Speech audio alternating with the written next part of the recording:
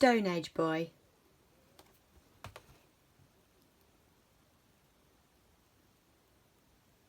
An amazing thing once happened to me. I was wandering in the woods when I tripped and found myself falling down, down, down.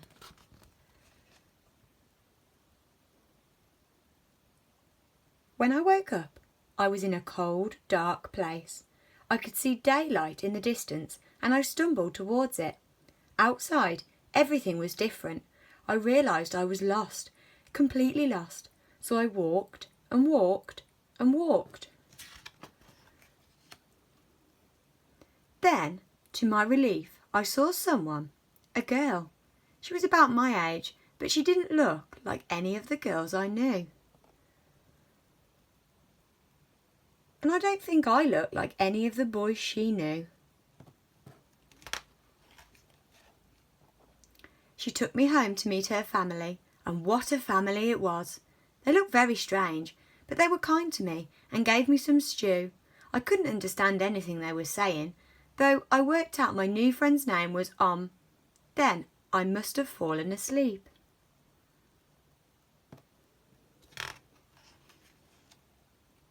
The next morning, showed me round the camp. Everyone seemed busy and had a job to do. Over the next few days, I saw so much I'd never seen before. Om's people had no knives and forks, no plastic, no metal even. Everything they had was made of wood, stone, animal skins or bones. I saw them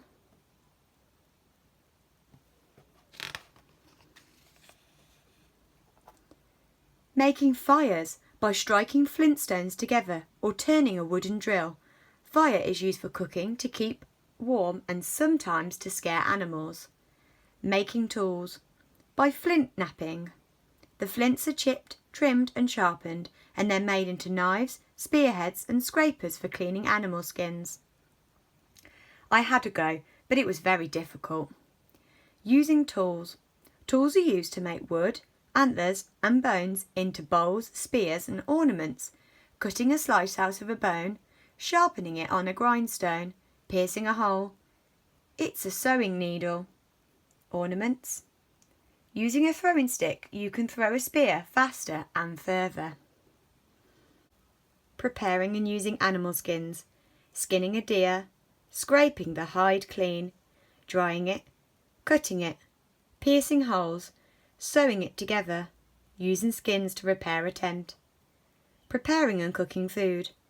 Cutting meat, drying meat, smoking meat, drying fish, boiling soup by putting a red-hot stone into a leather bag, grilling meat.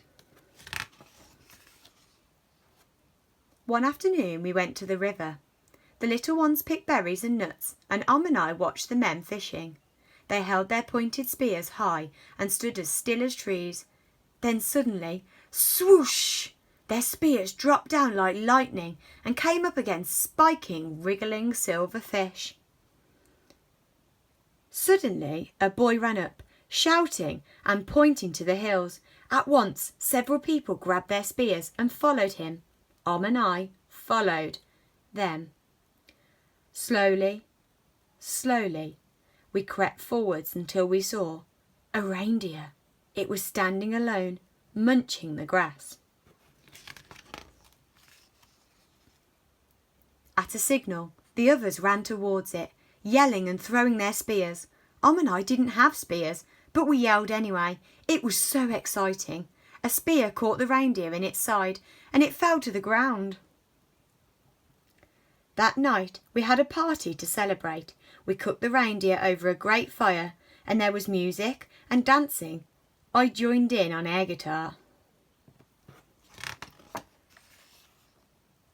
As the days became weeks, and her people taught me many things. I was very happy. Then one day, took me to a special place. We walked a long way until we came to the mouth of a cave. Struck flint stones together to make a fire. She lit a torch and went in. Wow!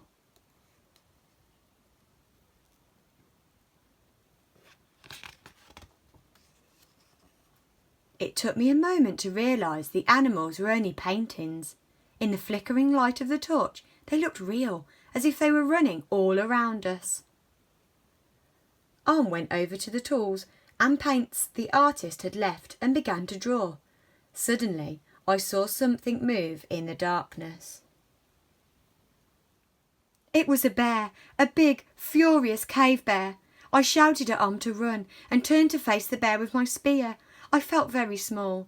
Suddenly, the ground gave way, and I found myself falling down, down, down. When I woke up, the bear had gone. So had Om. I rushed outside. The air felt different, warmer. I walked a long way, calling for Om, but I never found her. Instead, I found I was back home. When I told my family about what had happened, they didn't believe me. They said I'd only been gone a few hours, and I must have fallen asleep and dreamt it. Years passed, but I never forgot my friend Om. I am an archaeologist now. That's me in the glasses. Everywhere I go, I look in the past for signs of Om, and I never stop learning from her and her people. Was it a dream? Maybe.